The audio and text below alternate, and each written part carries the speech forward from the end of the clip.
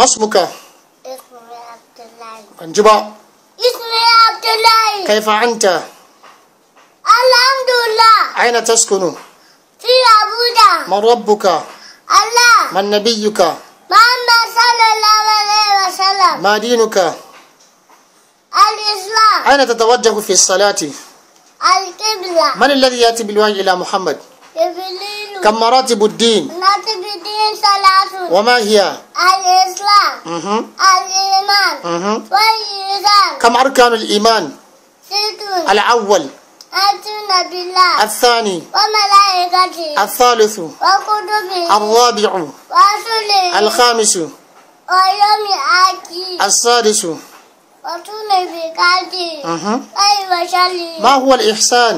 أن تعبد الله أنك تراه فإن لم تكن تراه فإنه يراك. كم أركان الإسلام؟ كم في شهادة أن لا إله إلا الله وأن محمدا رسول الله وإقام الصلاة وإيتاء الزكاة وصوم رمضان وحج بيت الله الحرام. كم أولاد النبي صلى الله عليه وسلم؟ وأولاد النبي صلى الله عليه وسلم سبعة. سبعة. ومن هم؟ القاسم وعبد الله وإبراهيم وفاطمة وزينب ورقية وأم كلثوم. من هم الخلفاء الراشدين؟ أبو بكر وعمر وعثمان وعلي. كم عدد الجنان؟ 8. لا 7. كم عدد الجنان؟ 7. جنة. جنة الفردوس. جنة مأوى.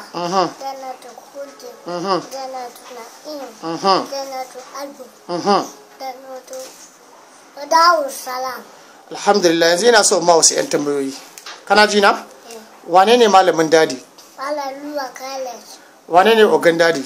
Minister. Waye mai magana da yawon shugaban kasa?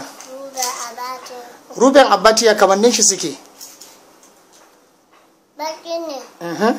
Gona ne. Idan Najeriya za ta maka adalci a halin da muke cikin yanzu, me ya kamata ta kwato maka? Amma tan Chibok. Allah ya raba mu da cutan Ebola. Allah ya raba mu da cutan? Ebola. Allah ya raba mu da cutan? Ebola. Ba zan je da kai Kaduna ba. Ka tausani ne yawo. Kai mun sakwatanci in ji mana. Habibi. Kaka an kai na. To kai mun gaisuwan ban girma. Sabbi ne. Ai ban gani ba.